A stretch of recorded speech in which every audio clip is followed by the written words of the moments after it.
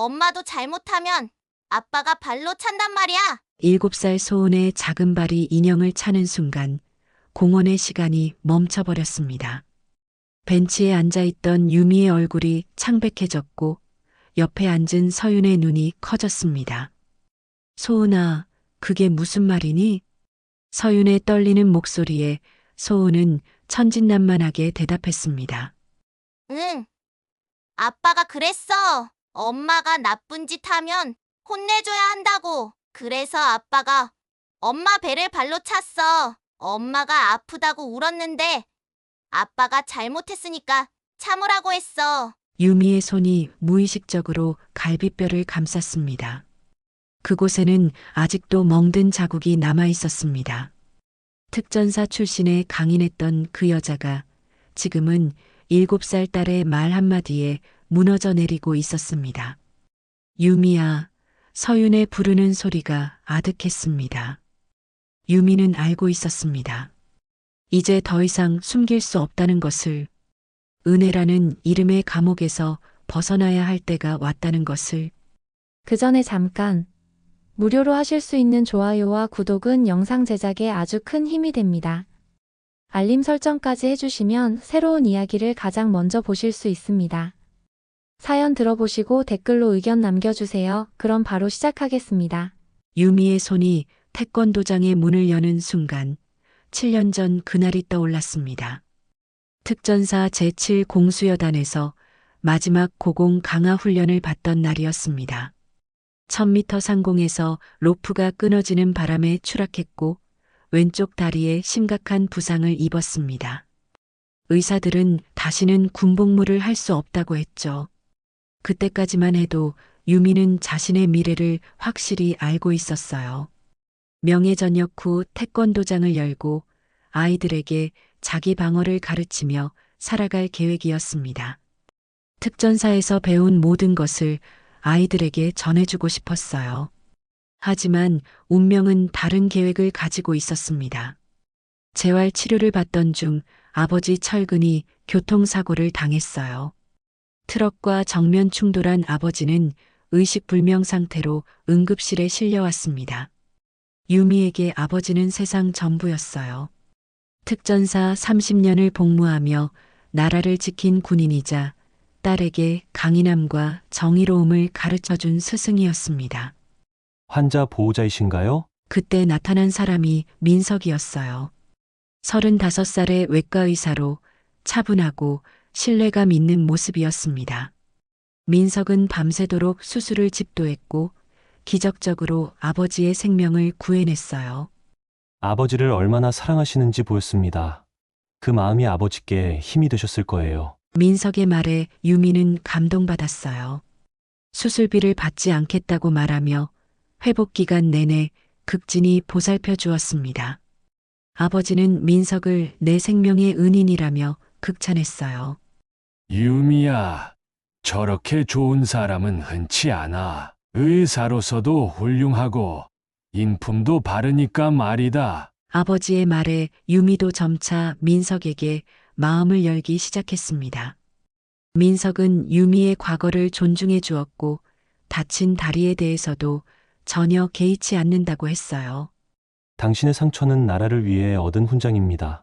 제가 더 존경스럽게 생각해요. 그렇게 1년이 흘렀습니다. 민석이 청혼했을 때 유미는 망설였어요. 사랑보다는 감사함이 컸거든요. 하지만 아버지의 기대에 찬 눈빛을 보니 거절할 수 없었습니다. 애비의 생명을 구해준 은인과 결혼하다니. 이보다 좋을 수가 있겠니? 아버지의 축복 속에서 유미는 태권도장의 꿈을 접고 전업주부가 되기로 했습니다. 그것이 모든 비극의 시작인 줄은 전혀 몰랐어요. 신혼여행 둘째 날 호텔 로비에서 그 일이 일어났습니다. 안녕하세요. 오늘도 좋은 하루 보내세요. 유미가 프런트 직원에게 밝게 인사를 건넸어요. 특전사 시절부터 몸에 밴 습관이었죠. 예의 바르고 당당한 인사는 유미의 장점 중 하나였습니다. 하지만 엘리베이터 문이 닫히자마자 민석의 표정이 달라졌어요. 뭐 하는 거야? 네, 남자한테 왜 그렇게 웃으며 인사해? 유미는 당황했습니다. 단순한 예의였는데 뭐가 문제인지 이해할 수 없었어요. 그냥 인사했을 뿐인데요. 그 순간이었습니다. 민석의 손바닥이 유미의 오른쪽 뺨을 후려쳤어요.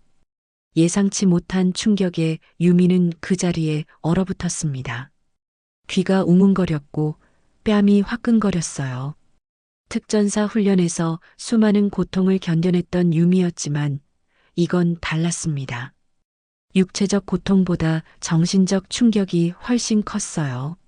내가 질투한다고 너무 기분 나빠하지 마. 당신이 너무 예뻐서 그래. 민석이 갑자기 다정한 목소리로 말했습니다. 마치 아무 일도 없었던 것처럼요. 다른 남자들이 자기를 보는 시선이 어떤지 모르겠어? 내가 보호해주고 싶은 거야. 유미는 혼란스러웠어요. 방금 전까지의 분노가 갑자기 사라지고 오히려 자신을 걱정해주는 듯한 민석의 말에 마음이 흔들렸습니다. 내가 너무 무신경했나? 신혼여행인데 남편이 질투할 만도 하지. 그날 밤 유미는 거울 앞에서 빨갛게 부어오른 뺨을 만져보았어요. 민석은 이미 잠든 상태였습니다. 유미는 자신에게 말했어요. 앞으로 조심하자. 남편이 불편해할 만한 행동은 하지 말아야지.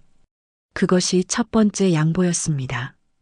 돌아온 후 일상은 평범해 보였어요.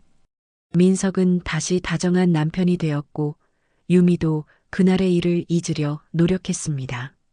하지만 작은 변화들이 시작되었어요. 오늘 장 보러 갈 때 그 빨간 원피스 말고 다른 거 입어. 친구들 만날 때 너무 크게 웃지 마. 보기 안 좋아. 왜 화장을 그렇게 진하게 해? 누구 보여주려고? 처음엔 조언처럼 들렸던 말들이 점점 명령조로 바뀌어 갔어요. 유미는 순종했습니다. 아버지의 생명을 구해준 은인이니까 자신이 조금씩 맞춰주는 게 당연하다고 생각했어요. 두 번째 폭력은 한 달 후에 일어났습니다. 유미가 특전사 동기인 서윤과 통화하는 모습을 본 민석이 갑자기 화를 냈어요. 누구랑 그렇게 즐겁게 얘기해? 서윤이요. 제 동기거든요. 동기면 남자야, 여자야? 여자예요. 그럼 왜 그렇게 크게 웃어? 집에서까지 그런 식으로 행동하면 어떡해? 이번엔 유미의 어깨를 세게 밀쳤어요. 유미가 벽에 등을 부딪히며 아프다고 하자 민석은 또다시 사과했습니다. 미안해. 너를 잃을까봐 불안해서 그래. 너무 사랑해서 그런 거야. 사랑이라는 이름으로 포장된 폭력 앞에서 유미는 점점 더 깊은 침묵 속으로 빠져들어갔습니다. 결혼 3년째 유미의 삶은 완전히 달라져 있었습니다. 아침 6시에 일어나 민석이 아침을 준비하고 출근길에 맞춰 정장을 다려주는 것이 일상이 되었어요. 민석이 선호하는 메뉴로 식단을 짜고 민석이 좋아하지 않는 옷은 모두 정리했습니다. 심지어 화장품도 민석의 취향에 맞춰 바꿨어요. 자기야, 오늘 서윤이랑 만나기로 했는데 또 지난주에도 만났잖아. 한 달에 한 번 정도는 요즘 너무 자주 만나는 것 같은데 집안일도 밀려 있고 나도 피곤한데 굳이 오늘이어야 해? 유미는 결국 약속을 취소했습니다. 서윤에게 전화를 걸어 갑자기 일이 생겼다고 거짓말했어요. 서윤의 실망스러운 목소리가 귓가에 맴돌았지만 민석과의 갈등을 피하는 게 우선이었습니다. 그렇게 친구들과의 만남도 개인적인 취미도 하나씩 포기해 갔어요. 유미의 세상은 점점 좁아졌고 민석 중심으로만 돌아가게 되었습니다. 그런 중에 소은이가 태어났어요. 딸을 아는 순간 유미는 새로운 희망을 느꼈습니다. 이제는 이 아이를 위해서라도 행복한 가정을 만들어야 한다고 다짐했어요.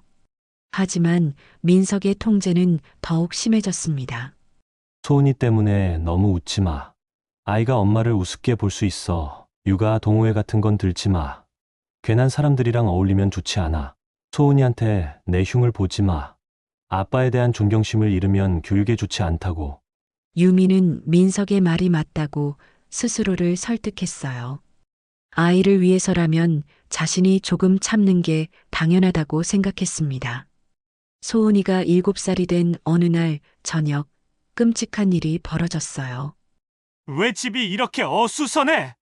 퇴근한 민석이 거실을 둘러보며 불쾌한 표정을 지었습니다. 소은이가 그림을 그리다가 크레용을 바닥에 떨어뜨린 것뿐이에요. 소은이가 그림을 그리고 있어서요. 곧 치울게요. 곧이 아니라 지금 당장 치워. 이런 식으로 키우면 아이가 정리정돈을 모르는 사람이 돼버린다고! 유미가 서둘러 크레용을 주우려는 순간 소은이가 실수로 물컵을 엎었어요. 물이 민석의 구두에 튀었습니다. 도대체 뭐 하는 거야? 민석의 목소리가 집안을 울렸어요. 소은이가 깜짝 놀라 울음을 터뜨렸습니다. 미안해요. 제가 잘못 봤어요. 유미가 급히 수건을 가져와 민석의 구두를 닦으려는 순간이었습니다. 당신이 제대로 교육을 안 해서 이런 거야! 민석의 발이 유미의 옆구리를 강하게 걷어찼어요. 유미는 그대로 바닥에 쓰러졌습니다. 갈비뼈에 찌르는 듯한 통증이 느껴졌어요. 엄마, 소은이의 울음소리가 더 커졌습니다. 유미는 고개를 들어 딸을 바라봤어요. 소은이의 눈동자에는 말할 수 없는 공포가 서려 있었습니다. 7살 아이가 어떻게 저런 표정을 지을 수 있을까요? 그 순간 유미는 깨달았습니다. 자신이 참는다고 해서 소은이가 안전한 게 아니라는 것을, 딸이 공포 속에서 자라고 있다는 것을. 하지만 여전히 일어날 수 없었어요. 아버지에 대한 은혜, 민석에 대한 죄책감, 그리고 세상에 알려질까 하는 두려움이 유미를 바닥에 눌러앉혔습니다. 유미는 남편에게 맞은 지 일주일이 지났지만 여전히 그날 밤의 기억에서 벗어날 수 없었습니다. 딸의 공포에 찬 눈빛이 계속 머릿속을 맴돌았어요. 민석은 다음날 아침 평소처럼 아무 일 없었다는 듯 행동했지만 소은이는 달랐습니다. 아이는 아빠가 집에 있을 때면 숨을 죽이고 지냈어요. 평소 활발하던 모습은 온데간데였고 조용히 방 한구석에서 인형만 만지작거렸습니다. 유미의 가슴이 미어질 것 같았지만 여전히 어떻게 해야 할지 몰랐어요. 유미야, 오랜만에 만나자. 소은이도 데리고 와. 서윤에게서 온 문자를 보며 유미는 망설였습니다. 민석이 친구들과의 만남을 달가워하지 않는다는 걸 알고 있었거든요. 하지만 소은이를 위해서라도 잠시 바깥 공기를 쐬는 게 좋겠다는 생각이 들었어요. 잠깐만 나갔다 올게요. 소은이랑 공원에서 놀다가요. 누구랑? 서윤이요. 민석이 잠시 인상을 찌푸렸지만 다행히 허락해 주었습니다. 너무 늦지 마. 그리고 괜한 얘기 하지 말고. 공원에 도착했을 때 서윤은 이미 와 있었어요. 5년 만에 보는 친구의 모습은 여전히 당당하고 씩씩해 보였습니다. 서윤의 딸 하은이도 소은이와 비슷한 또래였죠. 야, 정말 오랜만이다. 서윤이 유미를 꽉 껴안았어요. 그 따뜻함에 유미의 눈가가 촉촉해졌습니다. 언제부터인가 이런 진심 어린 포옹을 받은 게 얼마나 오래된 일인지 모르겠더라고요. 소은아, 이모야. 하은이랑 놀자. 하은이가 소은이에게 다가가 손을 내밀었지만 소은이는 유미 뒤로 숨었어요. 평소와 다른 모습에 서윤이 의아한 표정을 지었습니다. 소은이가 좀 낯을 가려. 유미가 얼버무리며 말했지만 서윤의 예리한 눈빛은 놓치지 않았어요. 특전사 출신답게 미세한 변화도 감지하는 능력이 있었거든요. 아이들이 조금씩 마음을 열고 함께 놀기 시작했을 때였습니다. 소은이가 가져온 인형을 가지고 놀다가 갑자기 인형을 바닥에 내동댕이 쳤어요. 나쁜 인형. 말 안 들으면 혼내줘야 해. 소은이의 작은 발이 인형을 세게 찼습니다. 그 모습을 본 하은이가 깜짝 놀랐어요. 소은아, 왜 인형을 때려?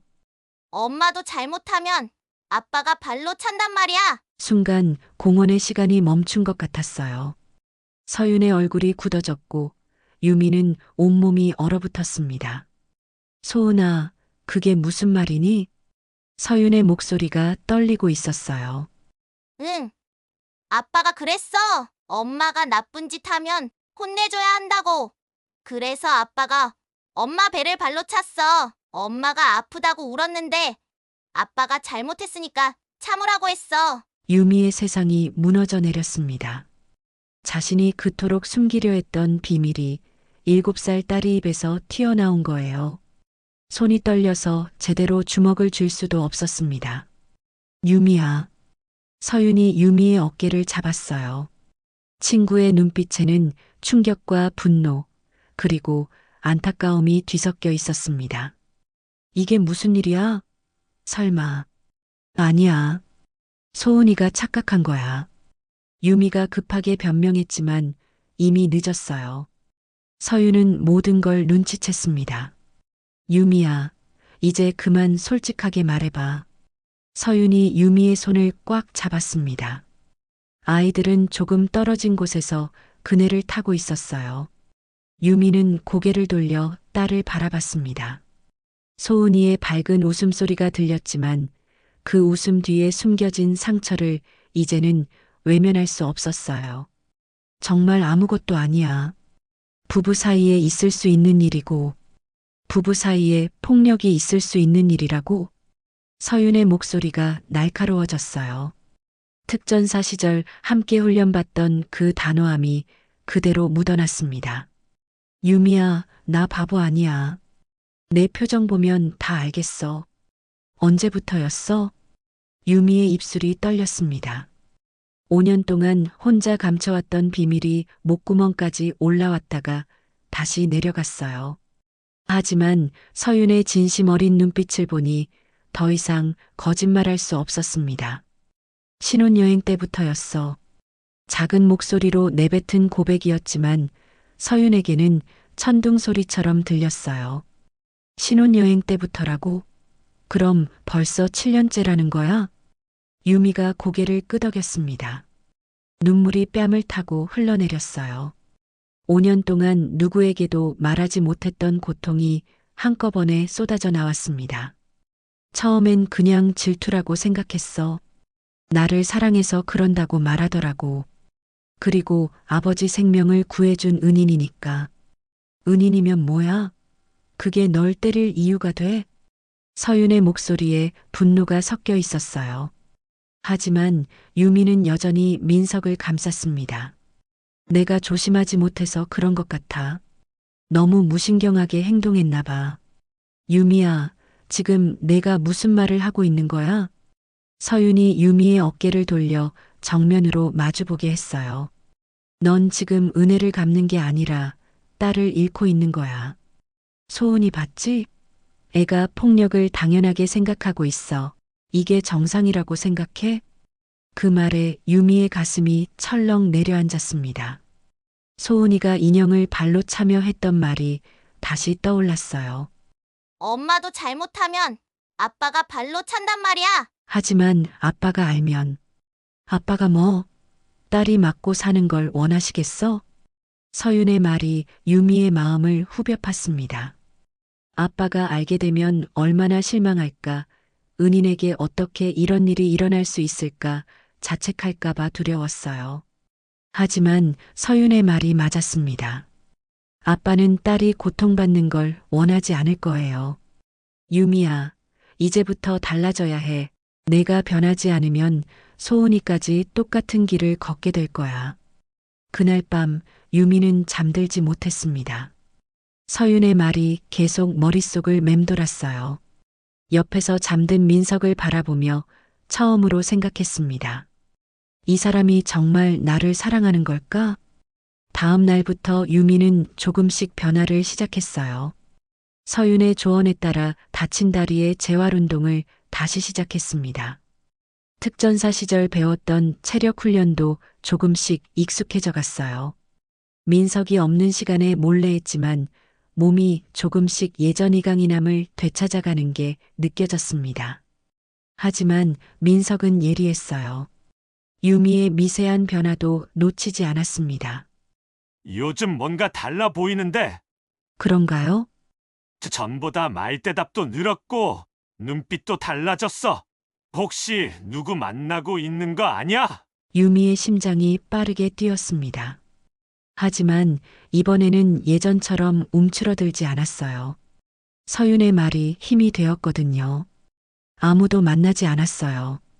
그럼 왜 이렇게 건방져졌어? 민석의 목소리가 차갑게 변했습니다.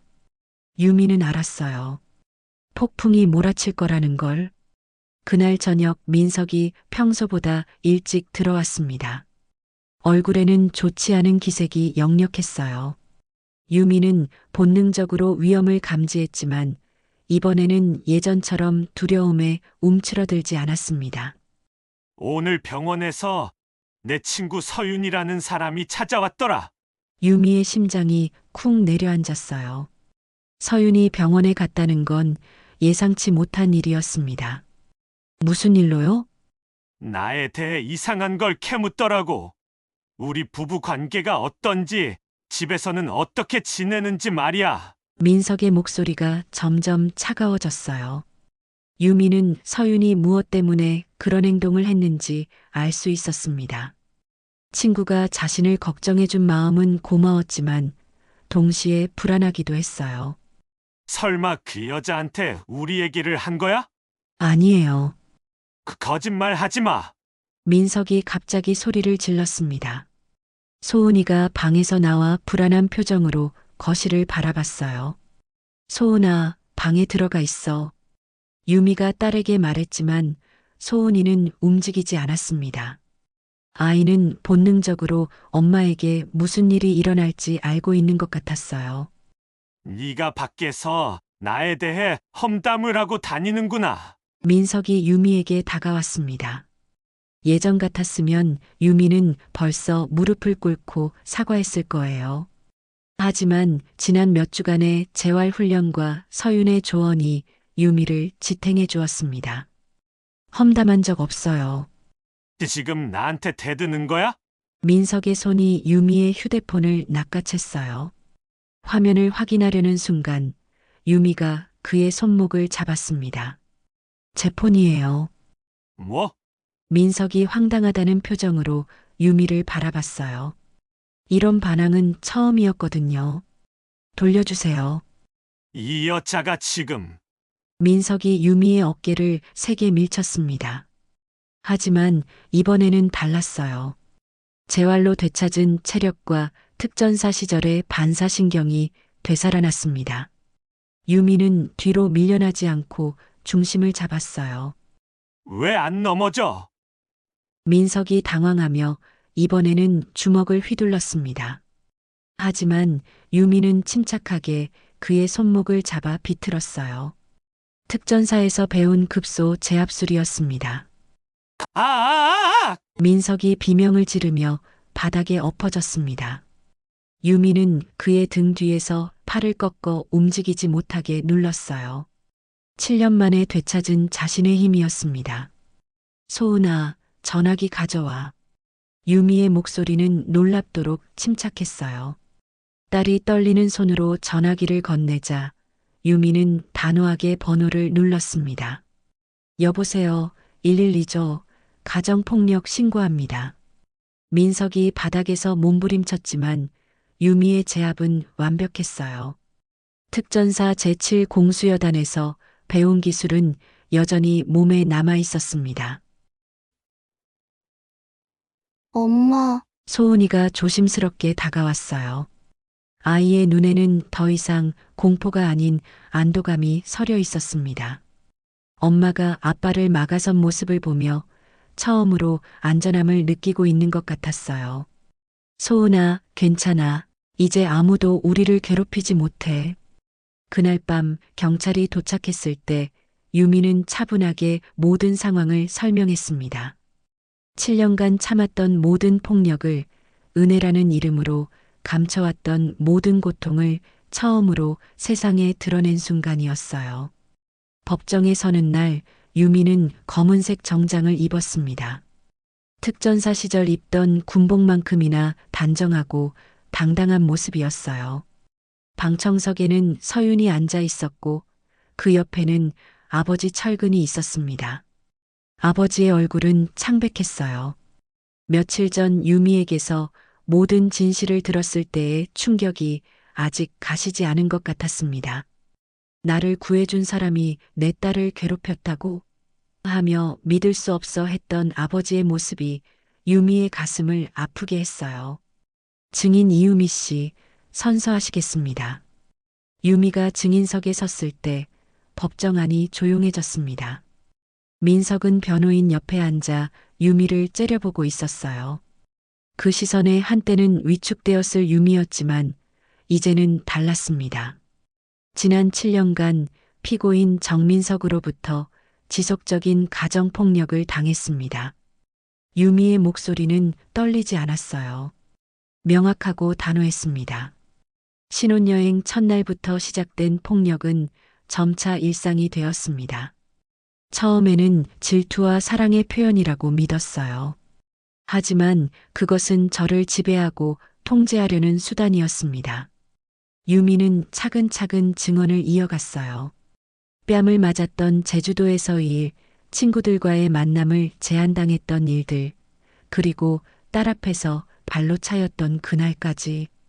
저는 오랫동안 침묵했습니다. 피고인이 제 아버지의 생명을 구해준 은인이기 때문이었어요. 그 은혜에 갇혀서 제 고통을 외면했습니다. 방청석에서 철근이 고개를 숙였어요. 딸의 증언을 들으며 자신의 잘못을 깨닫고 있는 것 같았습니다. 하지만 제 딸이 폭력을 당연하게 여기기 시작했을 때 더 이상 참을 수 없었습니다. 저는 그 은혜에 나를 팔았지만 이제 내 딸을 지킬 겁니다. 민석의 변호인이 반박했어요. 증인이 주장하는 폭력의 증거가 부족합니다. 또한 증인은 특전사 출신으로 피고인보다 신체적으로 우위에 있지 않습니까? 신체적 우위가 있다고 해서 폭력을 당하지 않는 건 아닙니다. 심리적 지배와 통제 앞에서는 누구나 약해질 수 있어요. 유미의 대답에 법정 안에서 작은 탄성이 나왔습니다. 판사도 고개를 끄덕였어요. 증언이 끝난 후 휴정 시간에 철근이 유미에게 다가왔습니다. 유미야, 아버지의 목소리가 떨리고 있었어요. 강인했던 특전사 아버지가 이렇게 약해 보인 건 처음이었습니다. 아빠가 잘못했다. 내가 내 눈이 멀어서 내 고통을 보지 못했어. 철근이 유미를 꽉 껴안았습니다. 7년 만에 받는 아버지의 진심 어린 포옹이었어요. 네가 나보다 훨씬 강하구나. 내가 나의 진짜 딸이야. 그 말에 유미의 눈에서 눈물이 흘러내렸습니다. 아버지의 인정과 지지를 받으니 마음 한구석이 따뜻해졌어요. 판결이 내려졌을 때 민석은 실형을 선고받았습니다. 법정을 나서며 민석이 유미를 돌아봤지만 유미는 더 이상 그 시선에 흔들리지 않았어요. 7년간의 악몽이 드디어 끝난 순간이었습니다. 1년 후 유미는 소은이와 함께 조용한 소도시로 이사했습니다. 서울의 복잡함을 벗어나 새로운 시작을 하고 싶었거든요. 아버지 철근은 처음엔 걱정했지만 유미의 결심을 보고 지지해 주었어요. 어디 있든 아빠가 응원할게. 네가 하고 싶었던 일을 마음껏 하거라. 새로운 터전에서 유미가 가장 먼저 한 일은 태권도장을 여는 것이었습니다. 오래전부터 꿈꿔왔던 일이었어요. 작지만 깔끔한 도장 벽면에는 특전사 시절 사진과 태권도 5단 증서, 그리고 명예전역증이 나란히 걸려 있었습니다. 엄마, 여기 정말 멋지다. 소은이가 도장 안을 뛰어다니며 즐거워했어요. 아이의 얼굴에는 예전의 밝음이 되돌아와 있었습니다. 더 이상 아빠를 무서워하지 않아도 되고 엄마가 맞는 모습을 보지 않아도 되니까요. 개업 첫날 동네 아이들 5명이 등록했습니다. 유미는 아이들 앞에 서서 첫 수업을 시작했어요. 여러분, 태권도를 왜 배우는 걸까요? 한 아이가 손을 들었습니다. 나쁜 사람들을 때리려고요. 유미가 고개를 저었어요. 아니에요. 강함은 누굴 때리는 게 아니라 나 자신을 지키는 힘이에요. 그리고 나를 지킬 수 있어야 소중한 사람들도 지킬 수 있답니다. 아이들이 고개를 끄덕였어요. 유미는 자신의 경험을 바탕으로 아이들에게 진짜 강함이 무엇인지 가르치고 싶었습니다. 폭력이 아닌 자신감으로, 두려움이 아닌 용기로 세상을 마주하는 법을 알려주고 싶었어요. 저녁 무렵 수업이 끝나고 유미와 소은이가 함께 도장을 청소했습니다. 어머니와 딸이 나란히 걸레질하는 모습은 평범하지만 행복해 보였어요. 엄마, 이제 우리 행복해? 소은이가 문득 물었습니다. 유미는 걸레질하던 손을 멈추고 딸을 바라봤어요. 아이의 맑은 눈동자에는 진심 어린 궁금함이 담겨 있었습니다. 엄마는 지금 제일 강하고 행복해. 널 지킬 수 있으니까. 유미가 소은이를 꽉 안아주었어요. 딸의 따뜻한 체온이 전해지면서 마음이 충만해졌습니다. 이제는 누구도 이 행복을 빼앗아 갈 수 없다는 확신이 들었어요. 청소를 마친 후 유미는 도장 문을 닫으며 이름표를 바라봤습니다. 태권도 사범 이유미 라고 새겨진 작은 명패였어요. 자신의 이름으로 된 공간, 자신의 힘으로 일궈낸 터전이라는 게 믿기지 않았습니다. 집으로 돌아가는 길, 유미는 무의식적으로 왼쪽 다리의 흉터를 어루만졌어요. 특전사 시절 입은 상처였지만 이제는 부끄럽지 않았습니다. 그 흉터가 있었기에 민석을 만났고 고통을 겪었지만 결국 진짜 강함을 찾을 수 있었거든요. 엄마가 웃고 있네. 소은이가 유미의 얼굴을 보며 말했어요. 응, 행복해서 그래. 유미가 조용히 미소 지었습니다. 은혜에 갇힌 피해자가 아닌 자신과 딸을 지키는 강한 여성으로 다시 태어난 자신이 자랑스러웠어요. 7년간의 어둠을 뚫고 찾아낸 빛 속에서 유미는 진정한 해방감을 느꼈습니다. 그날 그녀가 주먹을 쥐었던 것은 누군가를 때리기 위해서가 아니라 자신의 인생을 되찾기 위해서였습니다.